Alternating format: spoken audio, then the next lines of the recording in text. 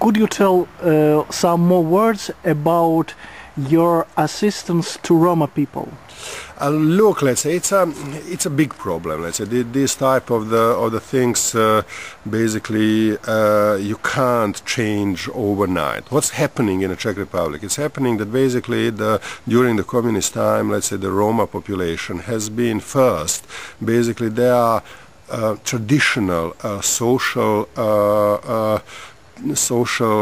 relations has been destroyed by the forceful resettlement, let's say from some part of the country to another part of the country. Then let's say most of them have been concentrated in these old Soviet type of the big industry as a let's say paid but uneducated workforce. Let's say after the change, let's say exactly this type of the economy has gone through the significant restructuralization, and suddenly those people lost the jobs, and as a consequence of that, let's say this disruption of their traditional, let's say cultural social relations, let's say disruption of the way how they have been used on a basically to work in an economy of the old time, they suddenly have been totally unprepared to basically adjust themselves to the new social and economic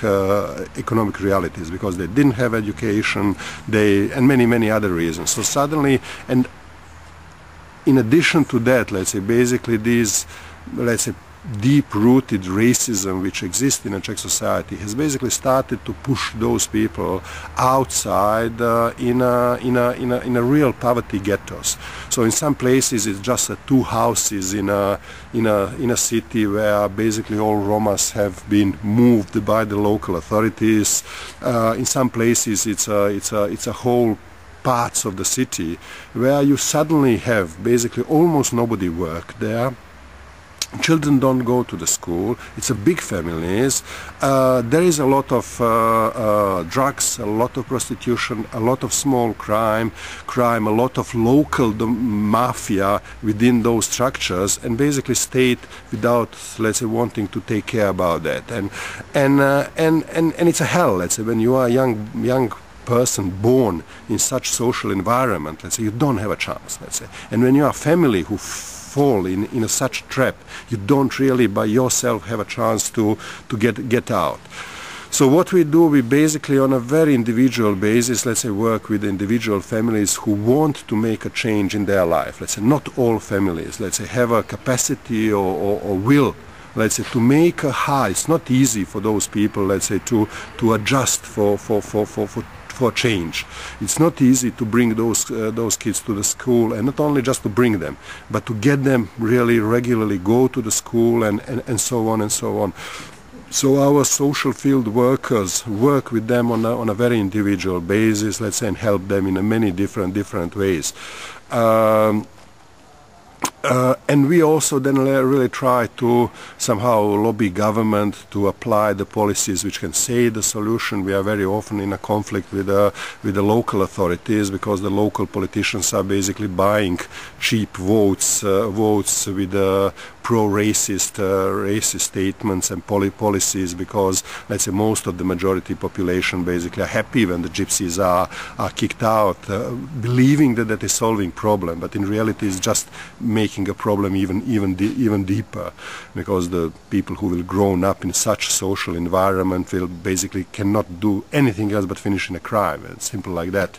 And then it's a far bigger, let's say, cost for the society, because if you just compare how much does it cost to educate one child and how much costs to keep that child in a prison, let's say it's 10 times more expensive, let's say, to basically keep those person in a prison instead of, let's say, during his youth invest in his or her education. But these type of the arguments, it's really hard to share with the general public. It's, let's say, the local politicians, let's say, they buy very quickly the support from the majority of the population, but just by getting rid of those noisy, dirty gypsies. And so we also, let's say, are engaged a lot in a different anti-racist campaigns, let's say, because the neo-Nazi groups in the Czech Republic, similar like here, are becoming, let's say, more aggressive, bigger in numbers, better organized, and in a certain way smarter.